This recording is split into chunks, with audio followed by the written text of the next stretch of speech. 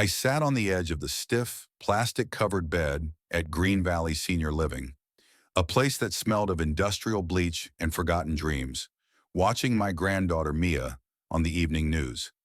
She was being hailed as the prodigy of the Pacific, standing in the center of a glass-walled boutique in downtown Seattle. A boutique I had signed the lease for only 3 months ago. She didn't know that the signature movement in her original $1 million watch line, the one the critics were calling a mechanical miracle, contained a microscopic secret that only I could activate. No grandfather, no legacy.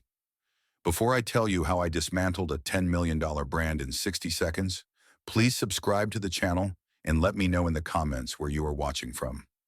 My name is Elias Thorne. I am 72 years old.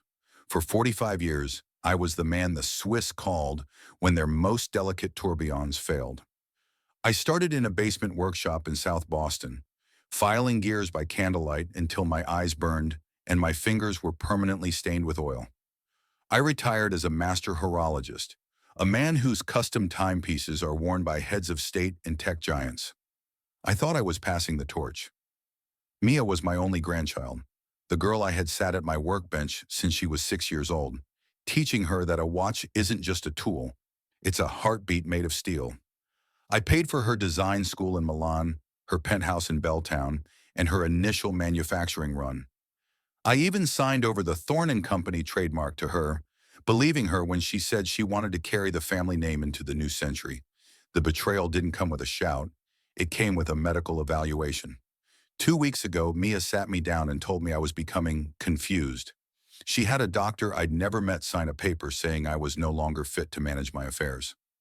"It's for your safety, Grandpa," she said, her eyes cold as polished sapphire while 2 orderlies waited at the door. She didn't want me in the shop anymore because I ruined the brand's youthful aesthetic with my old-fashioned methods. She thought she had erased me. She thought that because she had the trademark and the keys, she had the craft. What she forgot is that I am the one who designed the Thorne escapement. Every watch in her new Apex collection uses it. And because I knew the nature of the industry and the nature of greed, I built every single escapement with a resonance failsafe.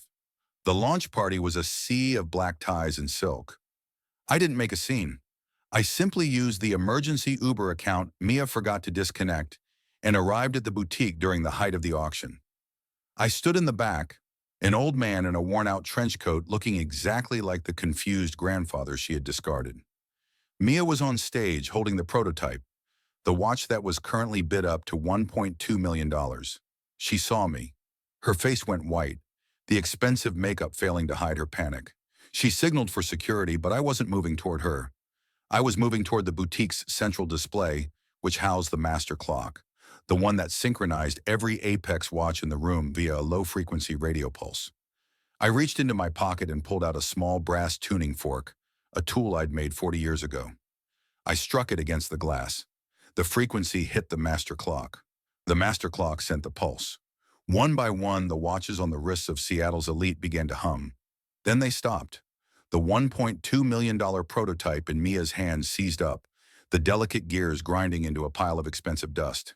"It's a manufacturing defect," someone shouted. "They're all stopping," another cried. I looked Mia dead in the eye as the room devolved into a chorus of refund demands and accusations of fraud. I didn't say a word. I just turned and walked back into the rainy Seattle night. She has the trademark, but I have the time.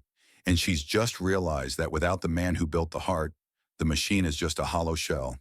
If this story reminded you to never underestimate the person who taught you everything you know, hit that like button. True mastery isn't given. It's earned, and it can never be stolen.